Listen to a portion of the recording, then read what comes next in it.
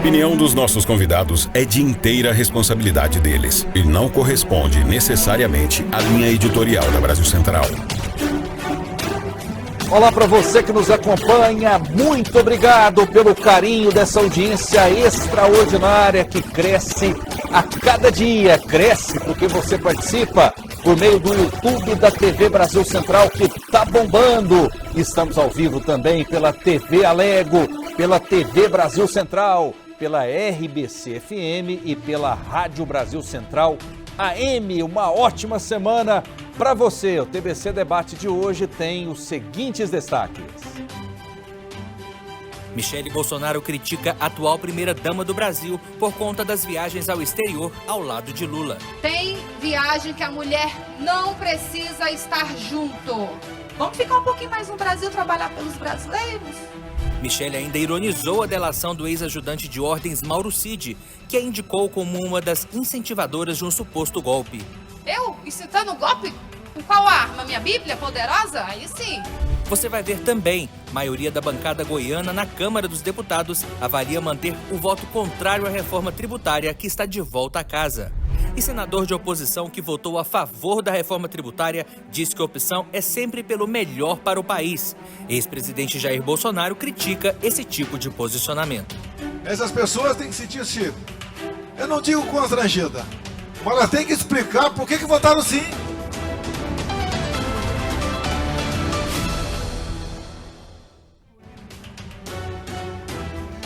No TBC Debate, brigam as ideias e não as pessoas. Conosco, dois antagônicos, dois notáveis com posições diferentes, dois gigantes, promotor de justiça, procurador de justiça, ele foi promovido, Fernando Krebs, seja bem-vindo, tudo bem? Olá, Rafael Vasconcelos, tudo bem, graças a Deus, Roberto Rodrigues, advogado, professor da PUC, telespectadores, ouvintes, é um prazer estar aqui. Roberto Rodrigues, advogado e professor. Seja bem-vindo, tudo bem? Obrigado, Rafael Vasconcelos, né? Meus cumprimentos também ao Dr. Fernando Krebs. É um prazer estar aqui para debatermos as ideias, né? Sem dúvida alguma. Olha só, a ex-primeira-dama do Brasil, Michele Bolsonaro, fez críticas indiretas a Janja da Silva, principalmente em relação às várias viagens realizadas do marido, o presidente Lula. As declarações de Michele ocorreram durante um evento do PL Mulher, neste final de semana no Espírito Santo. Esse é o assunto da nossa pergunta do dia com Andressa Calassi.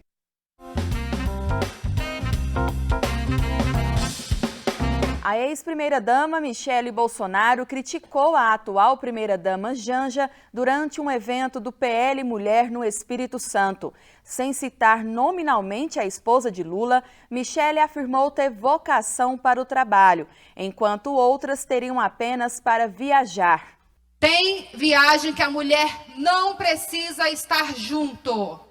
A não ser que você vai fazer uma agenda conjunta. Eu era da ALMA, Aliança de Cônjuges de Chefe de Estado, de primeiras damas da América Latina. Muitas vezes eu participei por videoconferência.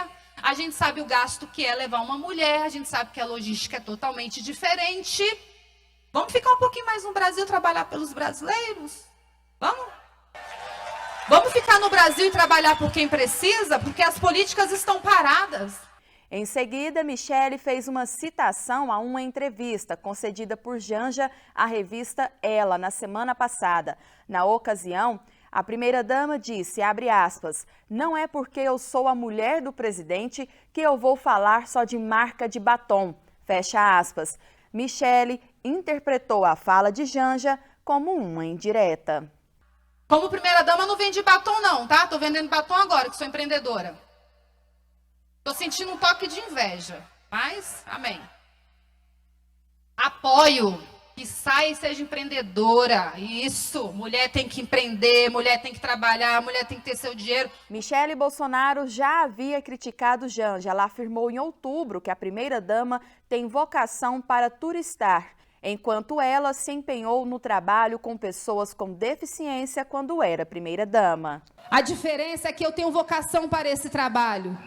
A atual tem vocação para turistar, para aumentar o seu livro, o seu álbum de fotos.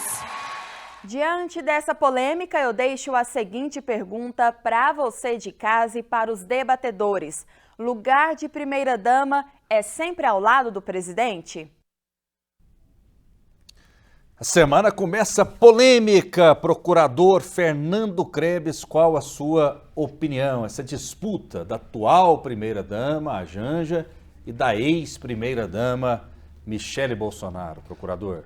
Pelo que eu vi aí da entrevista, da matéria, ela é mais da ex-primeira-dama com a primeira, né?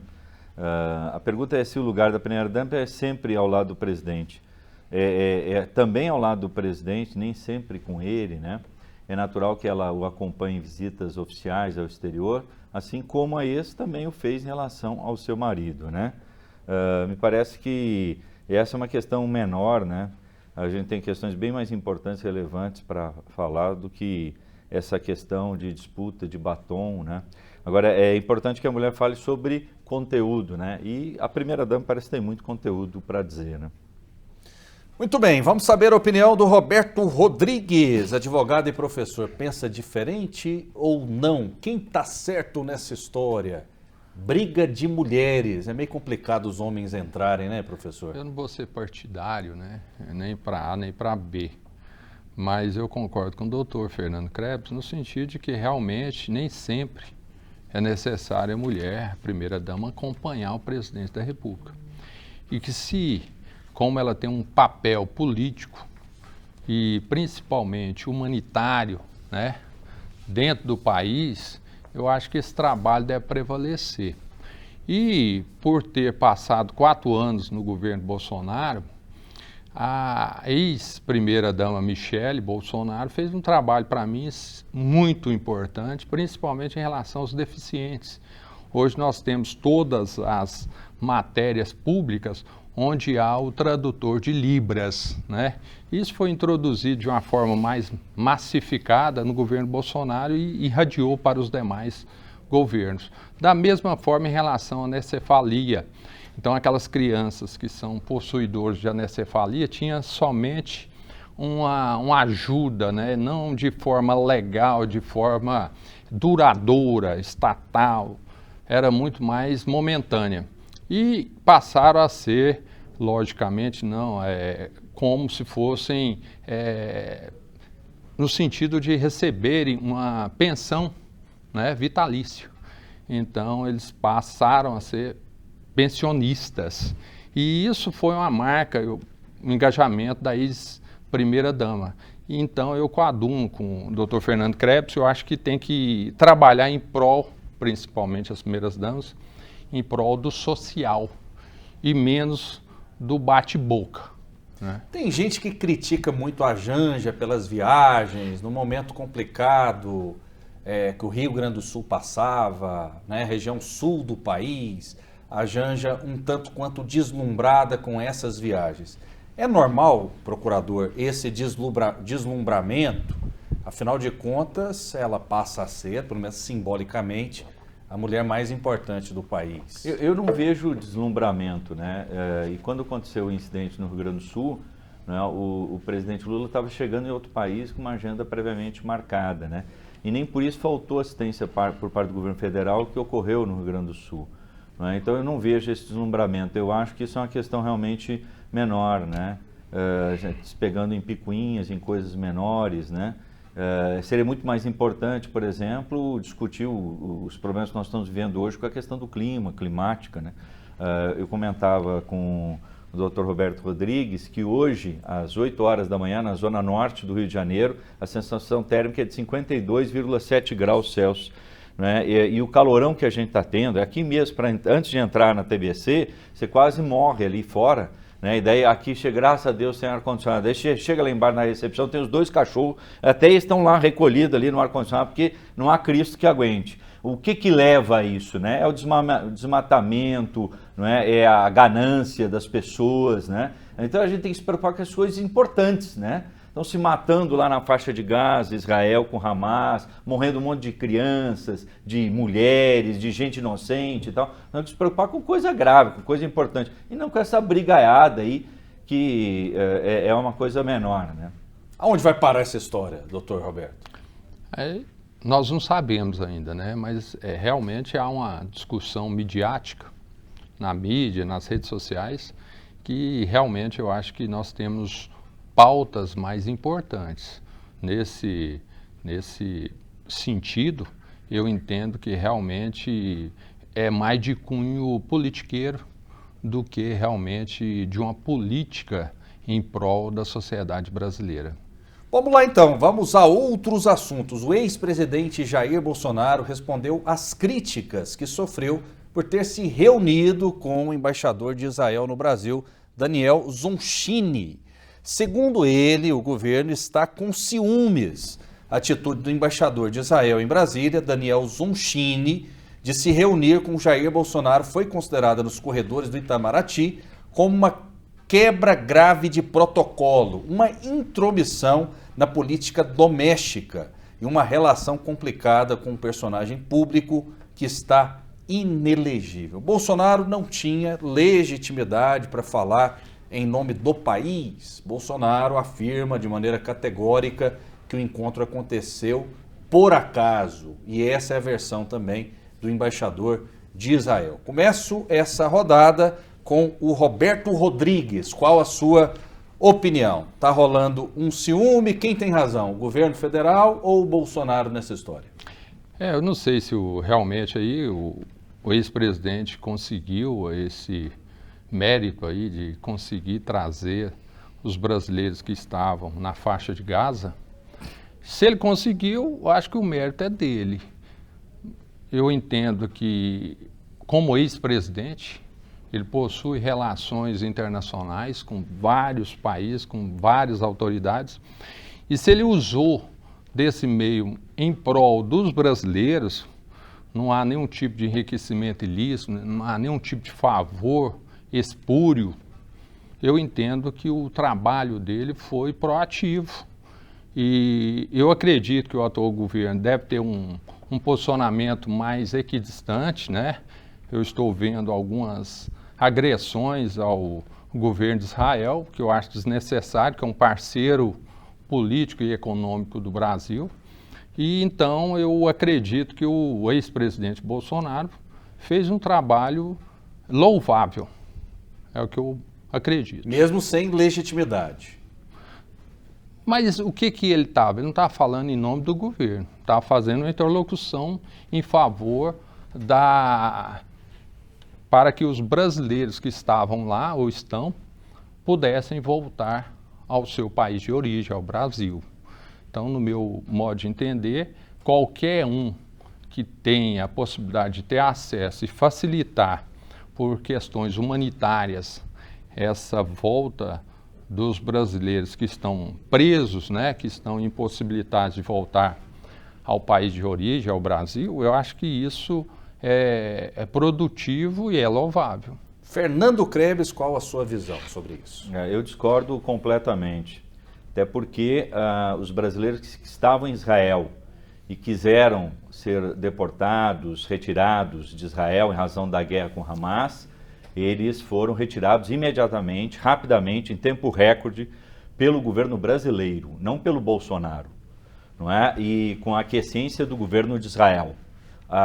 Com relação aos brasileiros que estavam na faixa de Gaza, é notório que quem controla a passagem da faixa de Gaza com o Egito não é o Hamas, é o governo de Israel. E quem segurou os brasileiros lá foi o governo de Israel. O problema não é o ex-presidente. O ex-presidente está fazendo política, né? Embora inelegível, não é? Ele está fazendo política de forma oportunista. O problema é a conduta do embaixador de Israel. O embaixador que representa o Estado, ele se reúne com o Congresso Nacional, com todos os partidos, com todos os parlamentares. Ele não escolhe os parlamentares com os quais vai se reunir.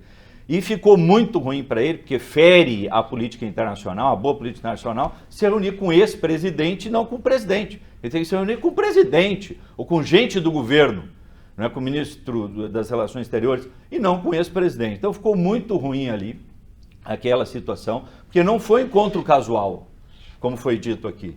Não é? Foi encontro programado, planejado e organizado. Os dois não se encontraram na cafeteria, lá em Brasília. Por acaso se encontraram na mesma cafeteria. Não é isso. Aí sim, seria um encontro casual. Mas o encontro foi planejado, foi organizado, se deu dentro do Congresso Nacional, ele escolheu os parlamentares que deveriam estar presentes nesse encontro, foi o embaixador de Israel que o fez. Ora, se o embaixador brasileiro fizer isso em outra situação, em qualquer país do mundo, não é, eles mandam o embaixador embora. O Brasil foi muito condescendente em não ter feito o mesmo, não ter chamado o embaixador brasileiro e ter retirado o embaixador israelense do território nacional. Mas isso não teria acontecido pelo distanciamento do governo brasileiro, do governo Lula com Israel? A posição do Brasil, certa ou errada, é de neutralidade nesse momento?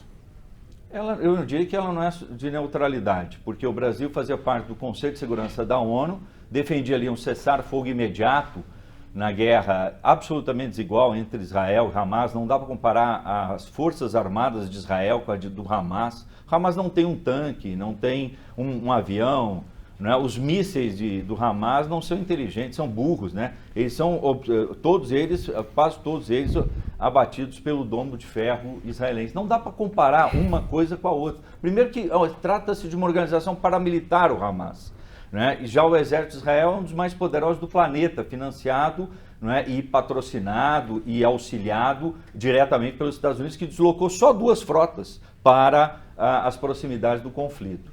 Então, a postura do governo brasileiro, ela contrariou os interesses de Israel, que não quer o cessar-fogo, né? Essa moção que foi apresentada pelo governo brasileiro foi derrotada no Conselho de Segurança da ONU, mas ela saiu vitoriosa na Assembleia Geral da ONU. Ela aprovou uma resolução recente para o cessar-fogo. Israel, em que pese integre a ONU, a Organização das Nações Unidas, não se submeteu a esta resolução. A resolução aprovada por ampla maioria dos países do mundo, e não só pelos países árabes, né? O que está se passando hoje na faixa de Gaza, não é? onde nós temos, na verdade, um grande campo de concentração, o maior presídio do mundo, com mais de 2 milhões de pessoas, a maioria jovens, né? E crianças, mulheres, né? Com um morticídio de mais de 12 mil palestinos, não é uma guerra, é um massacre. Né? E o Brasil não se tornou neutro em relação a essa questão. O Brasil fez a coisa certa. Israel foi agredido. A legítima defesa, professor de direito penal, a legítima defesa não me dá o direito de arrancar a cabeça do indivíduo e mais da mãe e do pai dele.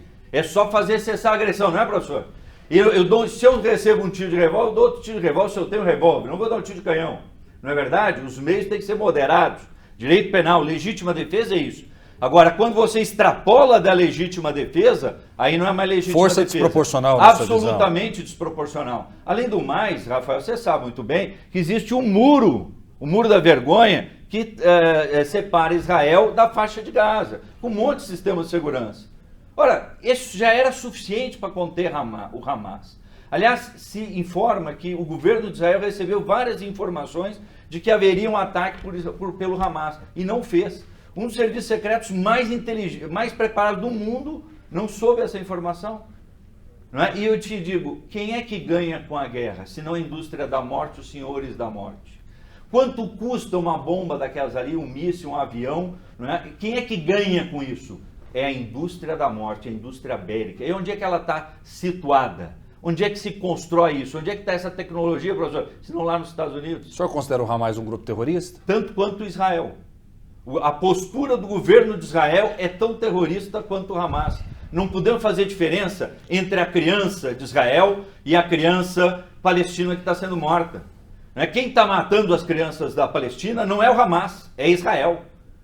Você está vendo quem está atingindo hospitais e ambulâncias, que o Putin não faz isso com relação à Ucrânia, é Israel. Isso não é uma postura terrorista? Matar criança, matar grávida, matar mulher, atingir hospital, não é terrorismo isso, não? O terrorismo é só quando vem do outro para cá. Quando o outro pratica barbaridade, é terrorismo. Mas quando eu pratico barbaridade, não é terrorismo. Vamos passar a bola para o Roberto Rodrigues. Estão no mesmo balaio, na sua opinião, Israel e Hamas, ou são situações diferentes? Totalmente diferentes, né? Acho que eu não concordo com a fala do Dr. Fernando, pois, no meu modo de entender, o Hamas é um grupo terrorista, e isso está comprovado. Eles entraram em Israel, mataram crianças, mataram mulheres grávidas. De Israel não tem sido Israel também desproporcional, não entrou na sua visão? na faixa de Gaza, matou crianças e mulheres. Não, essas informações aí são distorcidas. O senhor não concorda com as informações? Não está morrendo gente lá? São distorcidas. O senhor é informado pelo WhatsApp e não pelos meios de comunicação internacionais? Se eu puder falar, doutor, aí claro, eu posso perfeitamente expressar a minha ideia, né? Então, no meu modo de entender, o que está acontecendo? A esquerda mundial, e principalmente brasileira, onde vários petistas e pessoas da esquerda, há um tempo atrás, escreveram moções a favor do Hamas, e o Hamas, de forma sorrateira, e é muito estranho falar que Israel sabia desse ataque, né? Qual governante que quer sofrer um ataque de um grupo terrorista que chega lá e mata de forma totalmente covarde, sem mensurar crianças, mulheres grávidas, né? Jogam bombas que são detonadas e que têm um efeito de 3.000 graus Celsius. Então tudo isso aí foi algo que foi produzido pelo grupo Hamas, que todo mundo, né, consciente tem essa ideia e esse conhecimento que o grupo Hamas é um grupo terrorista, enquanto que o governo de Israel é um governo democrático. E, logicamente, ele quer evitar novos ataques, futuros ataques. E como que ele vai evitar? Acabando com o grupo Hamas. Nós não estamos falando do Hezbollah ou de outro grupo palestino. Mas Israel está se a favor da guerra com as crianças, com os civis. Qual a visão do senhor? O senhor é a favor da guerra, guerra de extermínio da oposição. O senhor falou em legítima defesa. Não, o senhor é a favor da guerra de extermínio. Primeiro foi o Hamas. Legítima defesa não é guerra de extermínio. O senhor sabe muito bem a diferença entre uma coisa e outra. Ele está à procura dos terroristas do Hamas. Ah, sim. E aí pode matar crianças e adolescentes e mulheres impunemente, que não há nenhum problema. O senhor vê isso como algo normal? Logicamente, com as bombas, pode ter alguns efeitos. O senhor acha que pode, o senhor não tem certeza? Eu tenho certeza. Eu acho que defender o país é óbvio que é legítimo. Agora, isso tudo tem limite. Tem limite. Assim como é inadmissível a invasão da Rússia na Ucrânia, é inadmissível a continuidade dessa guerra. O mundo inteiro, minimamente humano, ele se manifestou na Assembleia Geral da ONU pelo cessar-fogo imediato naquela região para acabar com esse massacre que tem sido feito à população civil. Inclusive o próprio Biden tem criticado Israel. E o presidente que o senhor disse que é democrático, de fato, ele foi eleito democraticamente, mas ele tinha uma posição forte lá em Israel e, além do mais, ele queria submeter a Corte de Justiça, a Suprema Corte de Israel, às vontades do governo. E foi dura e severamente criticado em relação a isso, sofreu inúmeras manifestações contra o governo.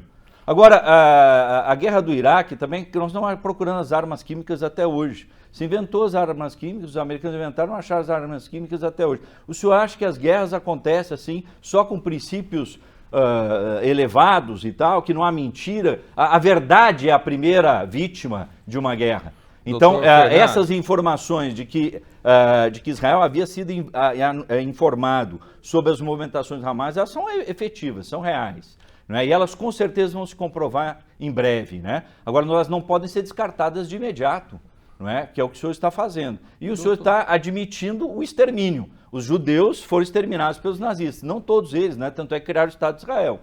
Agora, o que nós não podemos admitir é que os judeus e os israelitas façam com os palestinos o que os nazistas fizeram com eles, que é a guerra de extermínio, que é o que nós estamos vendo na faixa de Gaza. Eu não acredito só no que falam, né? Tanto que eu não acredito que houve um ataque terrorista de 11 de janeiro, né? De 8 de janeiro, né? Eu não acredito que um ex-presidente foi cassado, os direitos políticos cassados, só por questões jurídicas, né?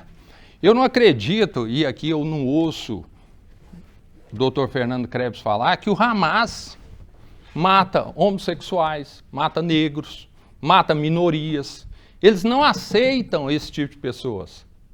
E aí vem a esquerda brasileira, que é defensora dos negros, dos homossexuais, dos transexuais, e vem defender o Hamas. Mas eles esquecem de dizer que o Hamas é um grupo terrorista, que agora houve manifestações da esquerda brasileira na Avenida Paulista e aqui na frente da Assembleia Legislativa, contra os Estados Unidos, contra o governo de Israel, mas esse grupo terrorista mata homossexuais, mata negros, mata minorias. Essas pessoas não têm amor próprio, não têm amor ao próximo. O que eles querem? Eles querem, em nome do Deus deles, acabarem, porque não há possibilidade de paz lá, porque eles não querem a paz, eles não querem cessar fogo, eles querem acabar com o povo de Israel. E você, sendo um governante, você vai aceitar isso? Que alguém queira acabar com o seu povo e você, como governante, vai fazer o quê? Ficar quieto? O Hitler também defendia que os judeus iam acabar com os alemães. Daí resolveu acabar com os judeus, deu no que deu. Então, doutor, olha, uma coisa é você condenar ou criticar atitudes violentas, mas tem que criticar todas elas, de lado a lado, e não uma só. Porque o seu discurso, ele legitima a conduta do extermínio. A conduta que está sendo adotada por Israel na faixa de Gaza tem sido condenada pela maior parte dos países do mundo. E não são países de esquerda, não são países comunistas, não são países socialistas, são países capitalistas na sua grande maioria.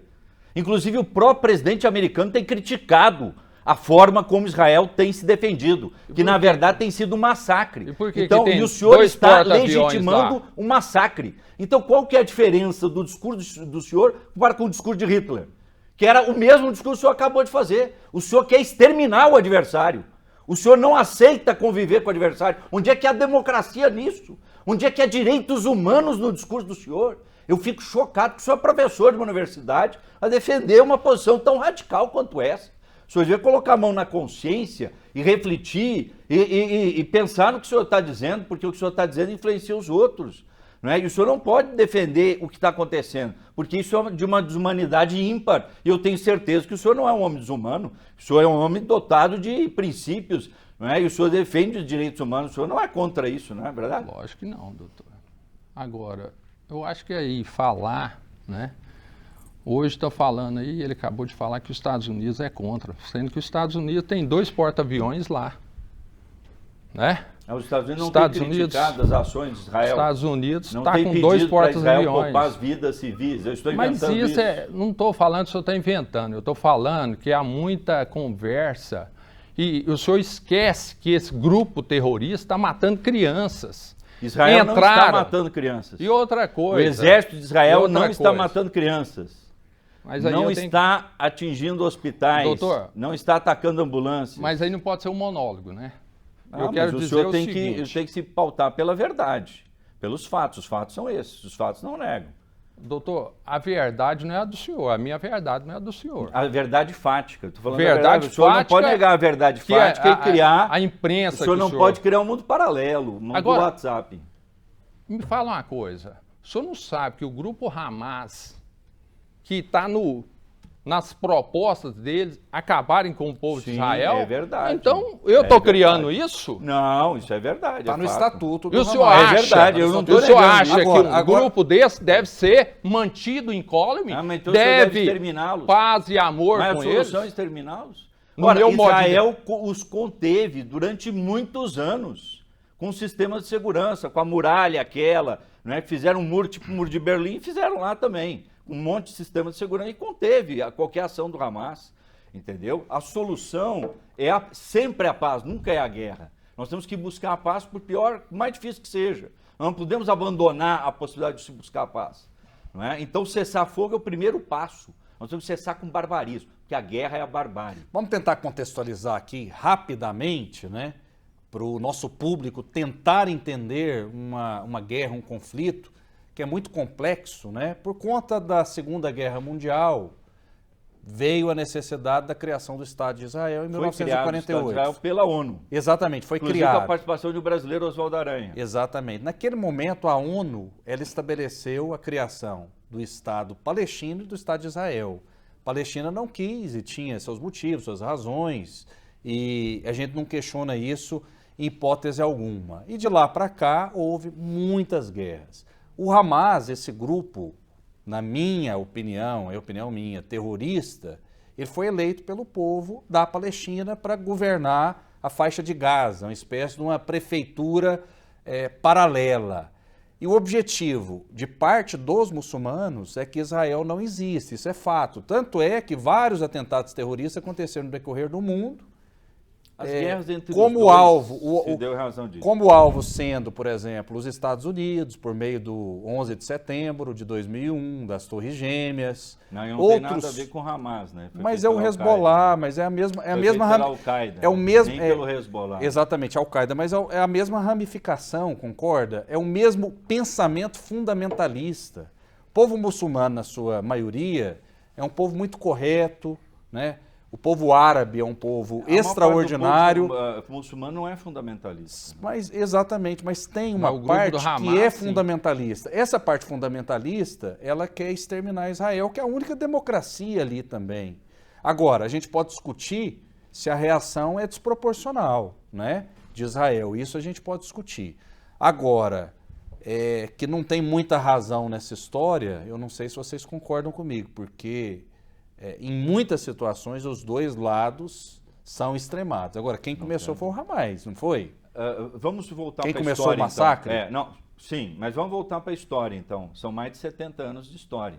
1948. Sim. No dia seguinte à proclamação da criação do Estado de Israel pela ONU, pela Organização das Nações Unidas, houve já uma guerra entre Israel e os países árabes da região que não aceitavam o Estado de Israel, que foi construído numa região da Palestina, dos palestinos. Aliás, aquela construção foi um absurdo, foi de uma insanidade ímpar. E ela dividiu os palestinos em duas regiões geográficas, onde uma não se comunica com a outra. E se nós pegarmos o mapa histórico, e você com certeza já fez isso, você pode perceber claramente que o território palestino ele foi sendo suprimido. Hoje, o território palestino é ínfimo, perto do que já foi no passado, porque Israel avançou e invadiu, você está falando de invasão, invadiu territórios palestinos. Inclusive, quem controla a Cisjordânia não é a autoridade palestina, é o exército de Israel, são as forças armadas de Israel. Então, não venha me dizer que Israel é mocinho na história, porque não é historicamente. Aliás, tem mais um detalhe, existem alguns documentários, inclusive no Curta On, muito interessante, que mostra justamente o surgimento do Estado de Israel. E lá ele conta que Israel, quando era comandado ali pelos ingleses, cometia atentados terroristas contra o exército inglês. Então essa questão do terrorismo depende muito da ótica de onde você está, não é? Porque não há santos ali. E na verdade, não é só o Hamas e os muçulmanos fundamentalistas que não aceitam Israel. Parte dos israelenses, não todos eles, mas parte dos israelenses também não aceita os muçulmanos e quer impor a sua vontade. E outra parte não, outra parte quer os dois estados, inclusive por isso que o governo atual do Netanyahu não tem maioria assim folgada em Israel, muito pelo contrário, sofre uma oposição grande. Tem muitas uma oposição críticas significativa, em relação... inclusive a condução, porque a verdade é uma só.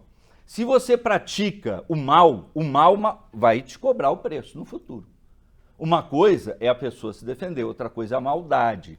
E a maldade ali existe de lado a lado. Agora, quem está sofrendo mais agora, desmedidamente, é a população civil da Palestina. Agora eu te pergunto... Que elegeu o próprio Hamas também. Tudo bem, mas digamos que o Hamas acabe. Que não me garante que vai surgir um outro Hamas no lugar com outro nome? Deve surgir. E até pior do que o Hamas. Ora, o que eu quero chamar a atenção é que a guerra só serve para quem produz arma. Nenhum de nós aqui produz arma. Nenhum de nós aqui é acionista de indústria bélica. Então, a guerra tem que parar.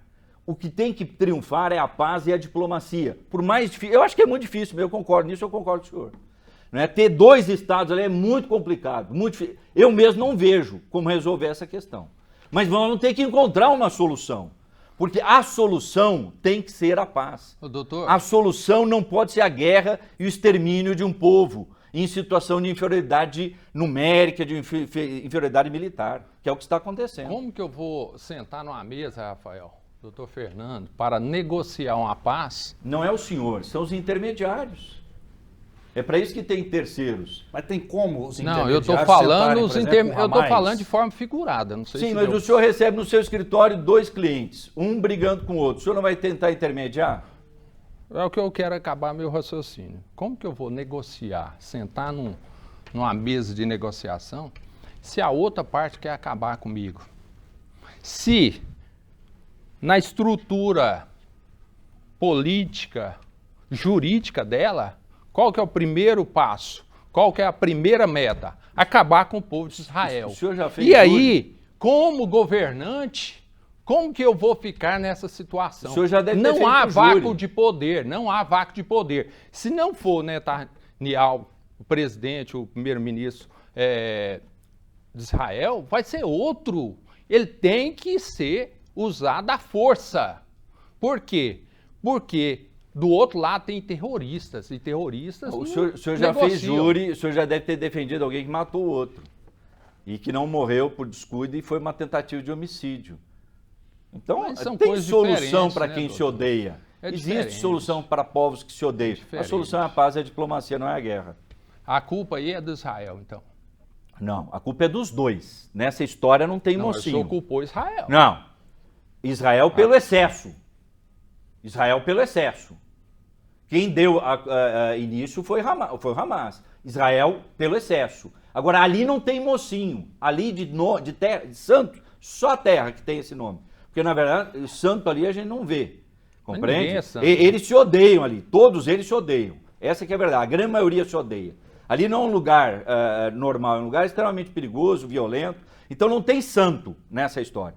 O que não dá é para fazer isso, é achar que fulano é santo, outro é o capeta. Na verdade, ambos têm atitudes, não é, absurdas, que precisam ser rechaçadas com absoluto rigor.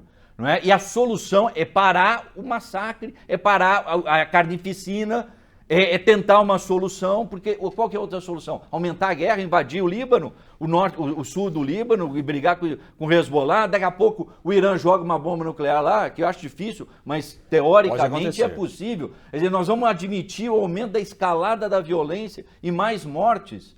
Nós temos, por princípio, nós sempre temos que defender a paz, nunca a guerra. Mas a paz, ela só vai ser alcançada a partir do momento que você usar da força nessas situações. Não, mas já A usou partir do desmedida momento que a força. Israel ficar incólume, ficar quieto, vai haver o domínio do outro grupo, do Hamas ou de outro grupo Mas radical. Quem que tomou as terras de quem lá? As terras de quem não eram palestinas? Histórica. As terras não eram palestinas? Palestina Não, depois tem da o espaço, divisão. tem a terra dele. Depois da divisão, quem é que tomou as terras Doutor, do Estado da Palestina? A O que discussão deveria hoje ser o Estado da é Palestina. questão de Não, terra mas ou é ela outra está questão? entregue. Não, o senhor está falando em invasão. Mas quem invadiu quem? Por isso que eu estou lhe falando que não O tem, Hamas não invadiu tem Israel. santo. Não, mas daí o senhor está tendo uma visão limitada, né? Porque o senhor está vendo só daqui para trás. Daqui para frente, o senhor não está vendo para trás também. Que essa briga vem de muito tempo. Não é? E que Israel invadiu também as terras palestinas. E que Mas ali já existe houve uma ódio entre os solução. dois povos. Já houve uma Ali solução. existe injustiça entre os dois povos. Tanto que ali os não tem ninguém palestinos justo, são não. a favor Não tem ninguém com razão Israel ali, não. hoje. Ali São não tem contra ninguém o com grupo razão. Hamas. A maioria dos palestinos são contra o grupo Hamas. Porque E é por um isso que grupo estão sendo terrorista. bombardeados. Por isso estão sendo bombardeados por causa disso. Não, Por que que o não deixa Hamas eles está fugirem pro infiltrado Egito? lá, ora. Está Por que que não infiltrado. abre a fronteira do Egito para esse povo sair? Para eles fugirem? Eles querem fugir da guerra. São crianças, são gente jovem, mulheres, são mulheres grávidas, são gente que é contra o Hamas. Por que não deixa eles fugir? Por que continua jogando bomba contra eles lá? Mesmo quando eles buscam abrigos, até mesmo em locais que são abrigos da ONU. Por que nós temos um morticínio de gente, funcionários da ONU, gente que trabalha para a ONU? Você acha que Israel não tem capacidade, competência para saber onde é que ela está jogando bomba, onde ela está jogando isso? Sabe. Então, eles Agora, jogam de propósito, é proposital, é doloso, é intencional. Então a culpa... E isso precisa ser rejeitado. Não, o senhor está simplificando. Eu tenho certeza que o senhor não é bipolar, o senhor não tem duas posições. O senhor é mais rico do que isso. E o senhor tem capacidade de compreensão, de entendimento, que a questão não é tão simples quanto o senhor Eu está não vou querendo entrar na pôr. questão pessoal, né, doutor? Eu acho que aqui nós estamos discutindo o campo das ideias. Não, mas Então, o bipolar que eu falei é falar das bipolar, ideias. de ideias, Não, é essa das coisa, ideias. As ideias não podem tipo- ser bipolares. Ah, Né? Entre bem e mal, o senhor está se limitando o mundo ao bem e ao mal. engraçado, o senhor fala que a maioria, não é a maioria do mundo que está contra o Hamas. Sim. Que eu saiba, só o Irã e alguns países ali que são a favor do Hamas. Inglaterra não é, Estados Unidos não é. Por que A que maioria Israel dos países... não se submete à resolução da ONU, da qual ele faz parte? integra. Mas por que ele não se submete às regras do direito internacional? Houve o veto de quem podia vetar. E por que ele não se submete às regras do direito internacional? É proibido bombardear hospital e ambulância. Doutor, o senhor sabe que não houve. Como que não houve? Atentado ao hospital nisso? Foi algo forjado, inclusive a imprensa mundial foi nesse sentido. O senhor é tão ingênuo que acredita em fake news, o senhor não tem malícia alguma? Não, é só o senhor que tem. Senhor, onde é que está? Só o senhor que tem. Só vamos lá. Participações. De inteligência e sapiência. Participações do nosso público no 99311-5327. O Marco está perguntando, e o MST é terrorista? Não tenho dúvidas, né? Invadir terras, destruir propriedades, matar animais. Só você entrar no Google e colocar lá, em São Paulo, a destruição de pomares de laranja, há uns anos atrás. Terrorista? Pelo MST. E não é assim conceituado, né, tecnicamente, né? Alguns integrantes podem interagir dessa forma, mas não quer dizer que se trata de um grupo terrorista. É isso, procurador? É isso. Vamos lá, Sandro Luiz. É claro que se você perguntar para qualquer esquerdista se o Hamas é terrorista, eles vão desviar o foco. Fernando Krebs não vai ser diferente. Afinal, ele é um esquerdista, o Fernando Krebs. O senhor é esquerdista? Olha, eu acho isso de uma pobreza, né? Porque esses essa visão bipolar, né? Só tem direita e esquerda no mundo, não tem mais nada. Se eu critico esse presidente é porque eu sou lulista. E se eu criticar o Lula é porque eu sou bolsonarista. Isso é de uma simplicidade, né? Que, por amor de Deus, né? A gente tem que ter visão crítica. Né? E quem não tem visão crítica tem dificuldade de entender fora da bipolaridade, né? Porque só enxerga o bem e o mal. Não é? A esquerda não presta e tem que ser fuzilada em praça pública, de preferência posta numa fogueira, e a direita é uma maravilha. A direita, o nazismo era de direita, né? Tem gente para contar para alguns aí incautos que era de esquerda, né? Mas não é não, ele é de direita. O fascismo também, nem por isso todo mundo de direita é antidemocrático.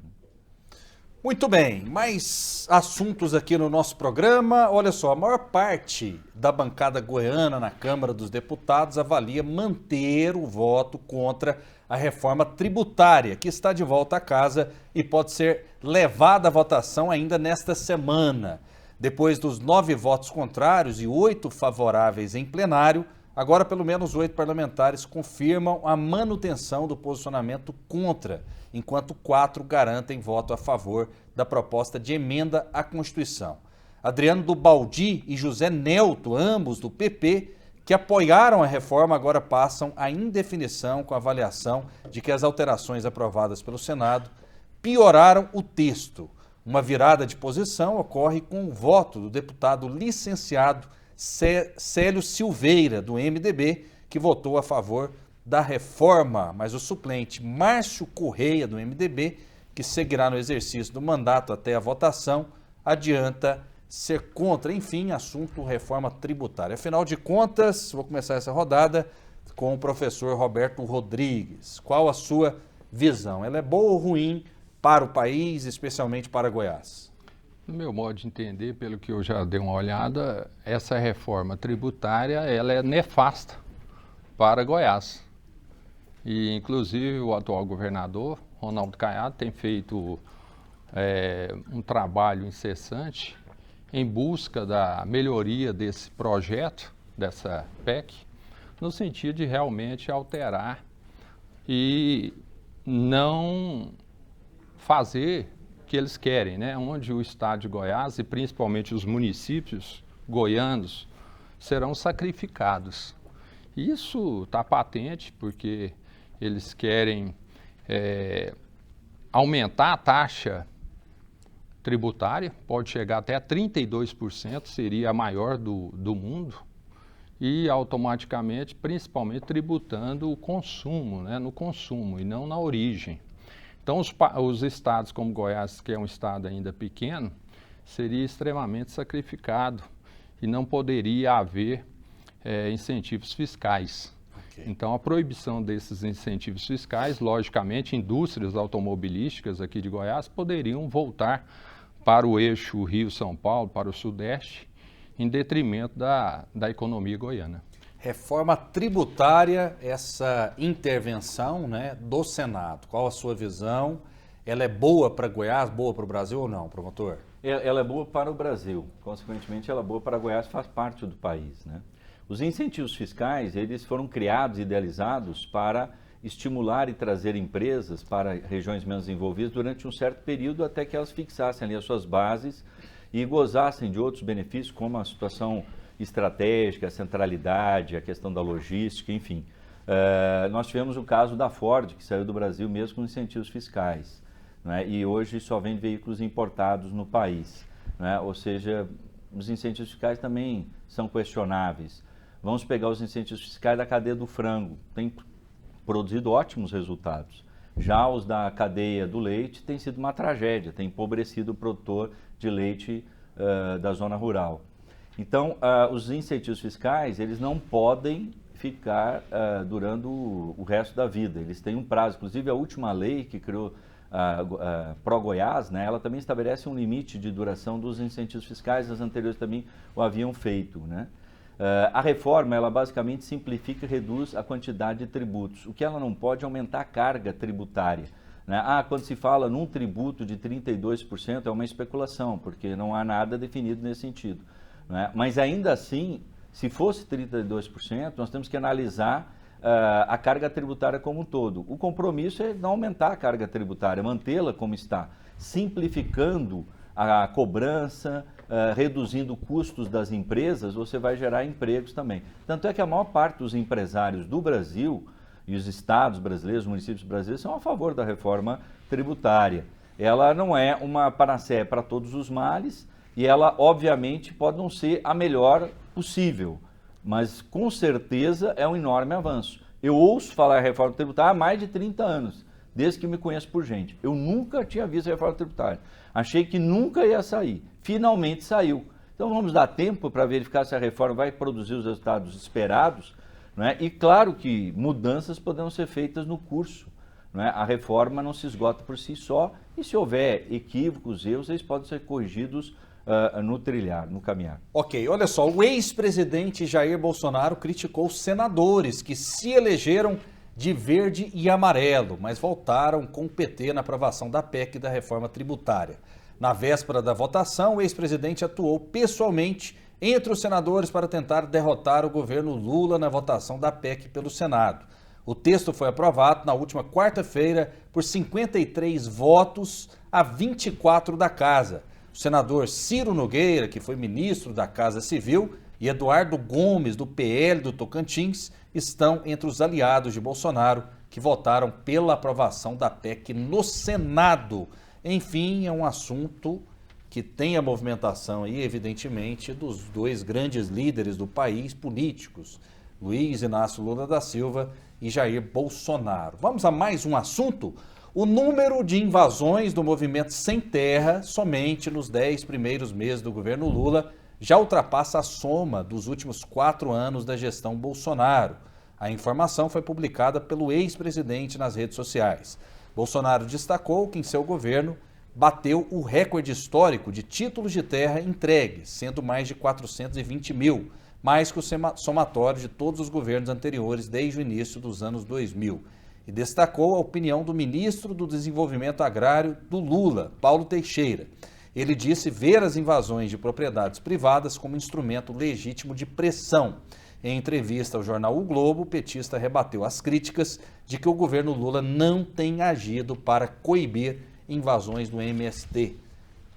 Procurador Fernando Krebs, qual a sua visão sobre essa questão do aumento da invasão de terra na gestão de Luiz Inácio Lula da Silva?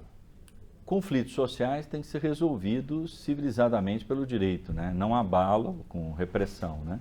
Então, conflitos acontecem no campo, na cidade, e eles têm que ser resolvidos pelo direito, né? Cabe ao governo federal fazer a reforma agrária, assentar essas pessoas, né? Nós temos pessoas aí que estão à margem da sociedade, que vêm do campo, é o êxodo rural, e essas pessoas têm dificuldade de acomodação na cidade. E cabe ao governo encontrar uma solução para esse problema. Professor Roberto Rodrigues, qual a sua visão? Eu concordo que deve haver uma solução, mas infelizmente o atual governo, a esquerda brasileira, está aí há 20 anos e fala nisso. E não tem mostrado nenhum tipo de resultado. Por quê? Porque eles estão usando o trabalhador rural como massa de manobra. Eles usam essas pessoas para se locupletarem de verbas públicas, negociando terras e assim por diante. E destruindo a agricultura brasileira. Essa é a ideia. É uma ideia política. Não é uma ideia no sentido de proteção do produtor rural. A ideia é de usar aquela pessoa menos afortunada como massa de manobra. E os líderes usam Rolex, andam de jatinho.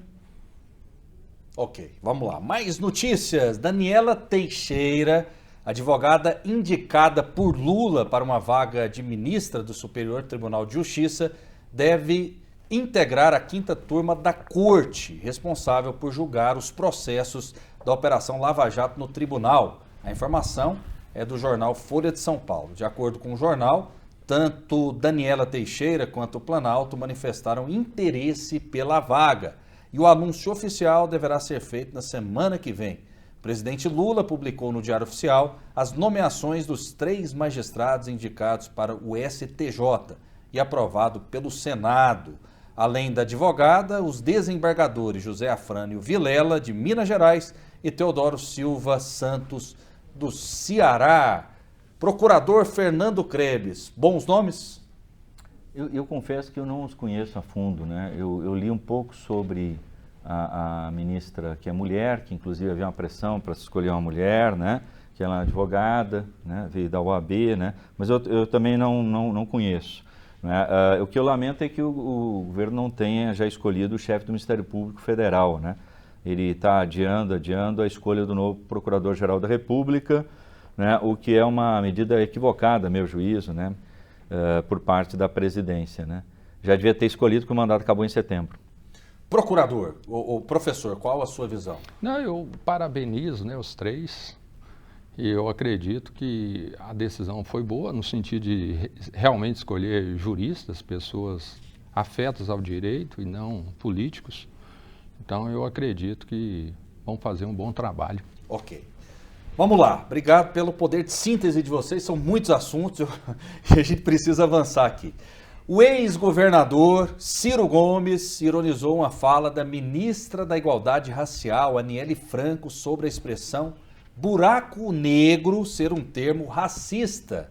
Durante entrevista ao podcast Brasil Desvendado, o ex-candidato à presidência criticou a declaração e aproveitou para recriminar também a viagem dela do avião da Força Aérea Brasileira para acompanhar a final da Copa do Brasil entre Flamengo e São Paulo em setembro. Vamos acompanhar o que disse o polêmico Ciro Gomes. Pois eu vi uma ministra de Estado do Brasil dizendo que a expressão buraco negro ela é racista. Irmão, nós estamos ferrados. Nós estamos ferrados e apartados em banda. Pois é. É isso aí. É do que se trata. Ô cidadã, o buraco é negro por uma circunstância. A densidade é tão grande que a gravidade tende ao infinito, e por ser uma densidade máxima e gravidade tende ao infinito, drena tudo que está ao seu redor, inclusive especialmente a luz. O que não tem luz é escuro, e o que é escuro é negro. Por isso é buraco negro, in English, black hole. Tem as tenências, cidadã. Já não chega a esculhambação de pegar o avião da FAB, se exibir, descer no estádio, dar uma carteirada para entrar no jogo e a principal assessora chamar uma torcida de um time de pauliste, fascista, então não sei o que e tal. Isso é a cara do PT. Ciro Gomes ainda está magoado com o PT e a respeito dessa declaração do buraco negro da ministra Aniele Franco. Professor. Eu concordo com o ex-ministro Ciro, ex-candidato a presidente, porque eu acho que o ministro de Estado tem que manter, né, tem que ter a responsabilidade de falar algo de forma tão grotesca. Então, ela acionou a boca e não acionou o cérebro, né? Ou seja, eu acho que as pautas que ela deve defender são louváveis, são necessárias, Mas acho que a gente não deve ficar nessa questão. E ela foi além, que ela falou que a palavra denegrir é também racista, né? Então, etimologicamente, ela foi infeliz. Então, no meu modo de entender, ela deveria pedir desculpas e realmente elaborar na pasta dela em prol das minorias, dos negros e assim por diante. Eu acho que é por aí. E não esse tipo de demagogia. Isso, para mim, é demagogia. Procurador.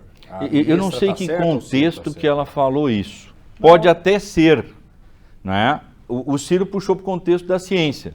No que diz respeito à ciência, ele está correto. Ele está correto o que ele falou. Então depende do contexto. Tem que ver o que contexto que ela falou. Eu não sei que contexto que ela falou isso. Né? A expressão por si só, ela não é.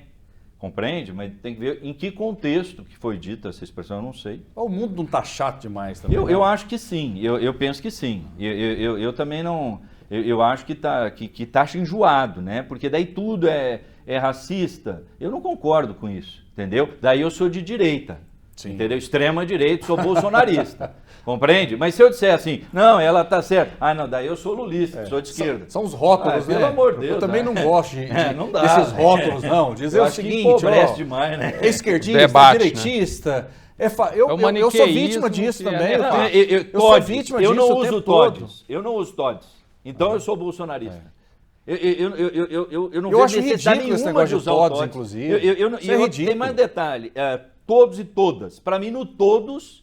Está incluída todos. Claro. Eu não uso todas e todos. E quem quiser falar em discurso todos e todas, está liberado.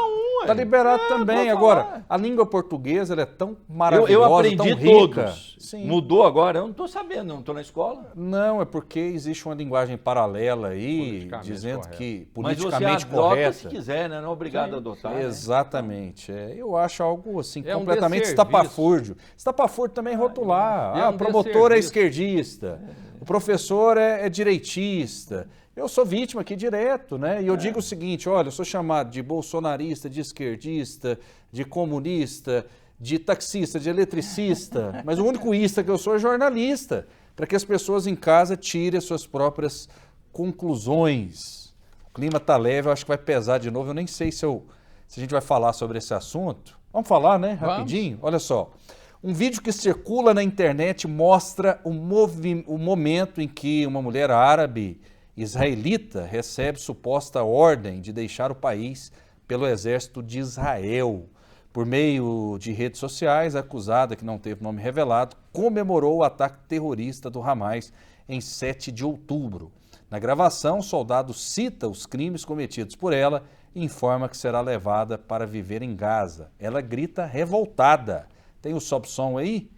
Embora o vídeo tenha milhões de compartilhamentos, não foi possível confirmar a autenticidade de maneira independente. Então não dá para a gente falar muita coisa a respeito desse assunto, mas enfim, seria uma mulher que mora em Israel e que estaria comemorando os ataques do Hamas. Mas veja bem, em Israel ou na Cisjordânia? Porque não, a Israel, por Israel. Tem muito muçulmano em mas Israel. Eles não expulsaram os que trabalhavam lá, mandaram tudo para a faixa de Gaza? Não. Expulsaram, pode checar. Não todos. Essa informação. Então, só se não foi todos, mas expulsaram muitos palestinos que trabalhavam em Israel e os levaram para a faixa de Gaza. Isso é fato. Os palestinos que moravam e trabalhavam em Israel. Por isso que eu creio que não seja o caso dessa senhora. Enfim, também não dá para a gente checar, então não dá para a gente ter profundidade, a gente tem que ter essa responsabilidade jornalística total, professor. Eu entendo que se ela, de alguma forma, for suspeita, né, eu acho que aí tem que agir de forma preventiva. Agora, só pelo fato dela...